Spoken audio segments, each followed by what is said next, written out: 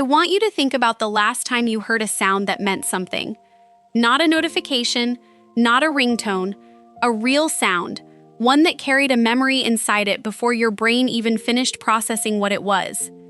For almost a century, one of those sounds belonged to a small metal object that fit in the palm of your hand. A flip, a click, a flame. If you're over 40, you already know exactly what I'm talking about. You can hear it right now, can't you?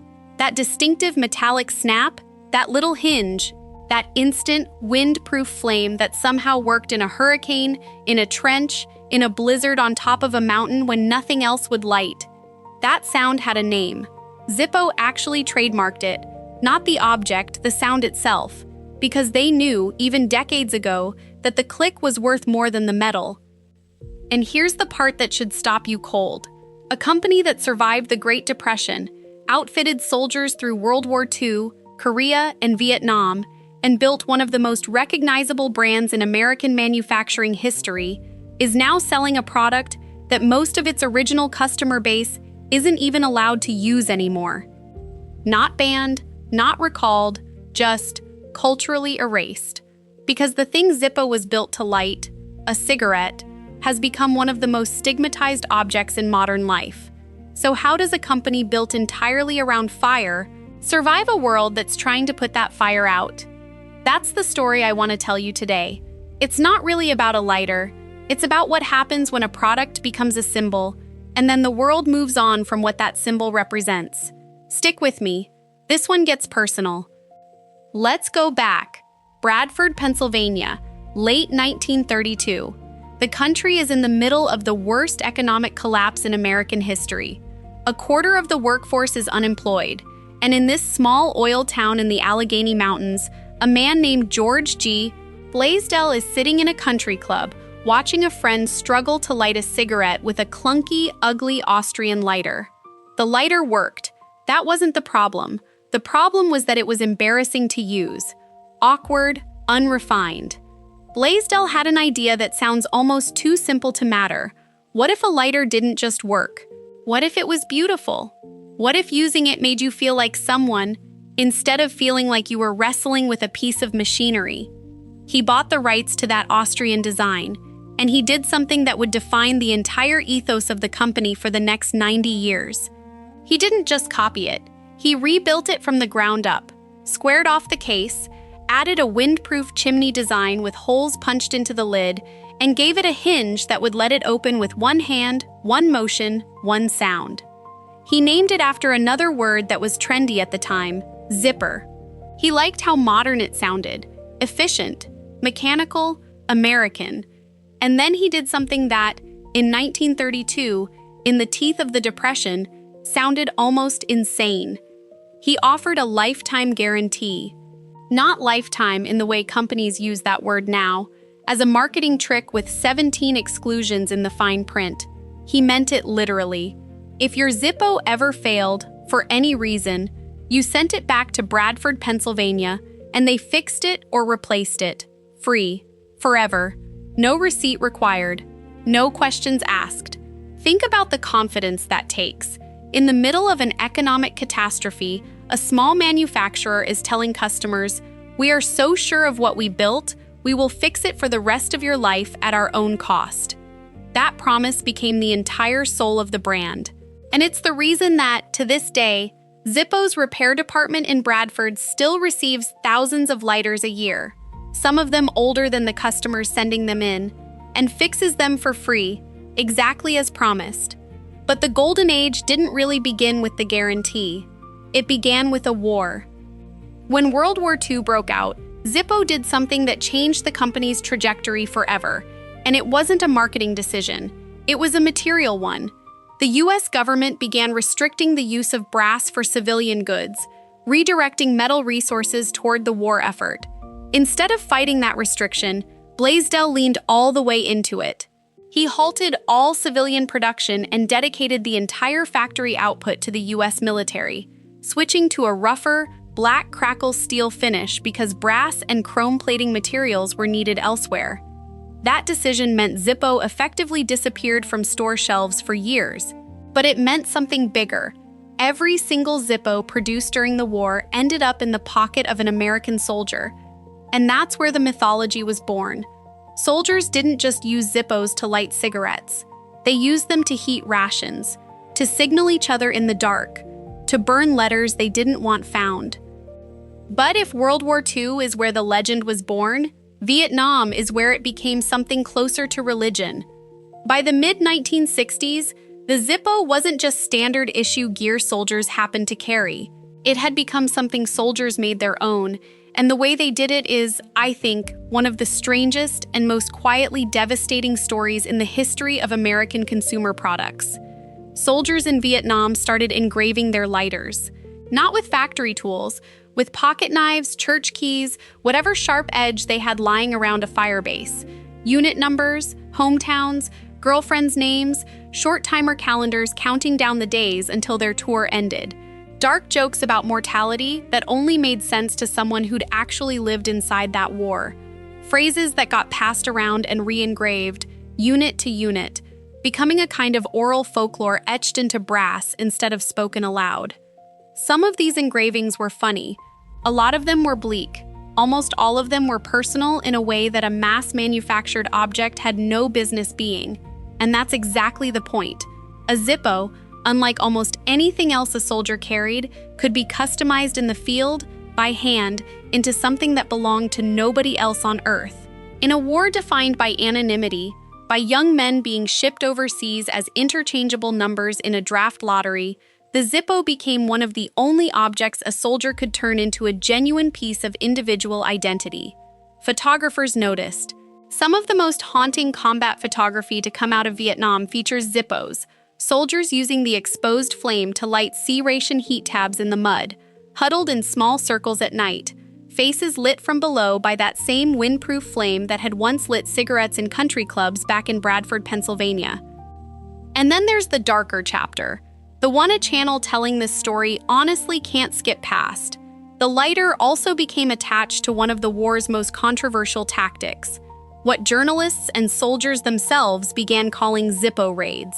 During search and destroy operations, American troops would use their lighters to set fire to the thatched roofs of village huts suspected of harboring Viet Cong supply lines or fighters, as part of a broader scorched earth strategy to deny the enemy shelter and resources. The image of a soldier casually flicking open a Zippo to burn a family's home to the ground became one of the most searing, morally fraught images of the entire war, captured in photographs and television footage that made it back to American living rooms and fueled the growing anti-war movement. It's a brutal irony that a small manufacturer in Pennsylvania, founded on the idea of dignity and craftsmanship, had its product become symbolically tied, fairly or not, to one of the most controversial tactics of one of America's most controversial wars. Zippo, the company, had no control over this. They didn't design the lighter to burn villages any more than a rifle manufacturer designs a rifle to be used in a specific war crime. But that's the strange power of a cultural object. Once it leaves the factory, the company doesn't get to decide what it comes to represent.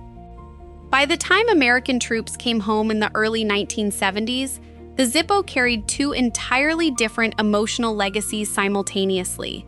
For the individual soldier, it was often the most personal object he owned, a piece of engraved metal that held his name, his hometown, his private jokes with dead friends, maybe the only tangible thing that made it home in one piece when he didn't feel like he had.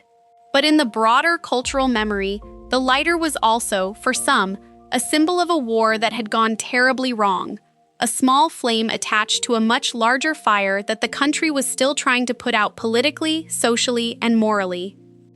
That duality, cherished and controversial, intimate and imperialistic, depending entirely on who was holding the story, is something almost no other consumer product in American history has had to carry.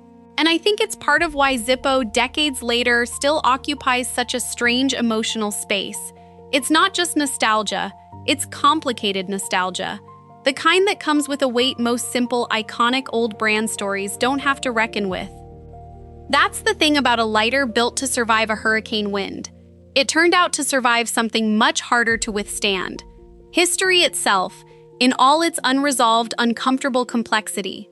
By the time those soldiers came home, the Zippo wasn't just a product they used. It was a product they trusted, in the truest sense of that word, the way you trust something that was with you when things were at their worst. That kind of brand loyalty cannot be bought with advertising. It has to be earned under fire, literally. By the 1950s and 60s, Zippo had become something bigger than a lighter company. It was cultural shorthand. James Dean flipped one on screen. Elvis carried one. It showed up in the pockets of truck drivers, in the hands of Hollywood tough guys, in the ashtrays of every diner in America.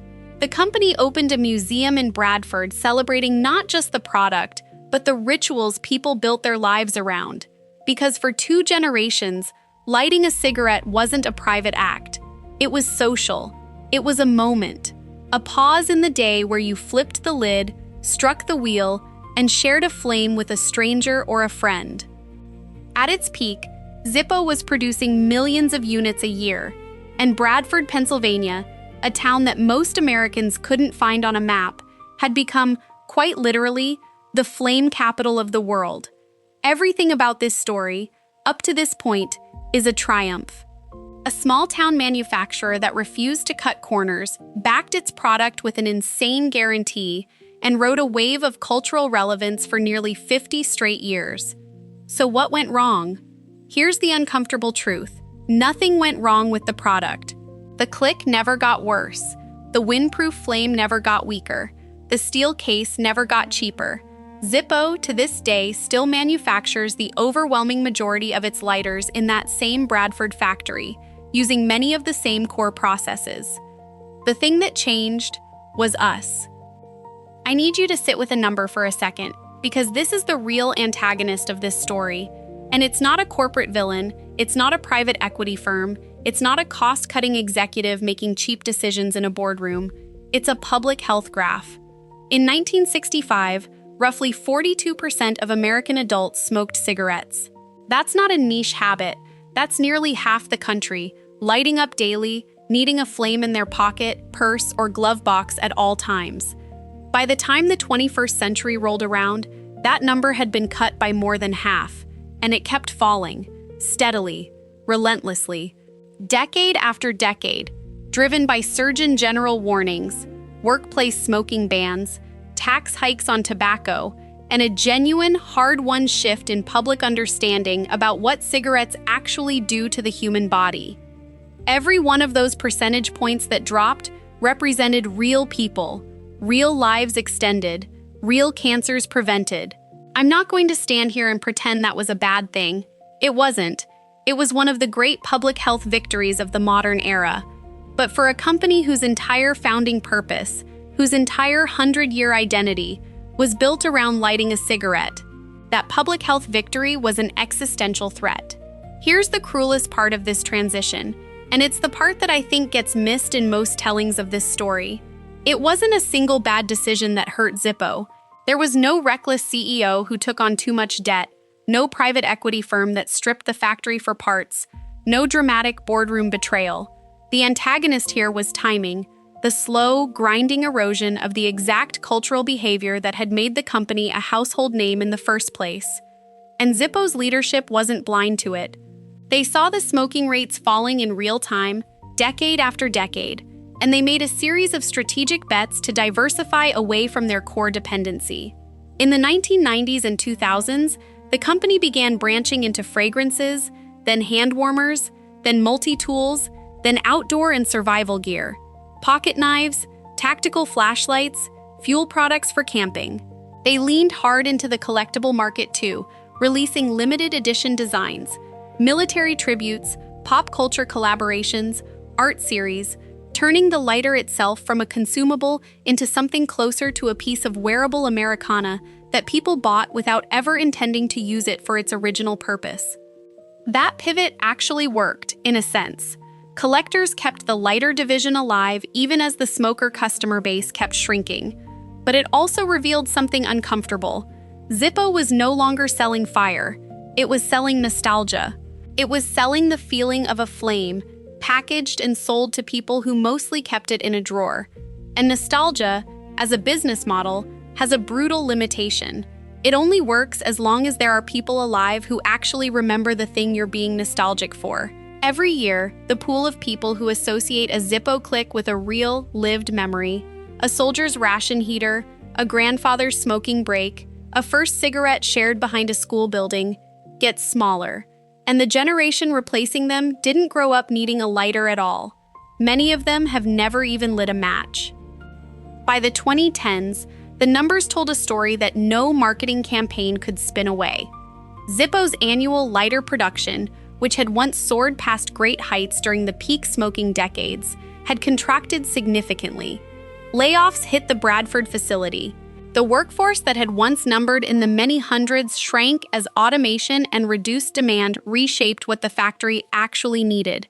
Here's where I have to be honest with you about something most documentaries in this genre gloss over for the sake of drama. Zippo did not collapse. It did not get bought out and hollowed out by a private equity firm chasing a tax write-off. It did not get moved to an overseas factory the way so many of its manufacturing peers did throughout the late 20th century. Zippo did something rarer, and in some ways sadder, and in some ways more admirable.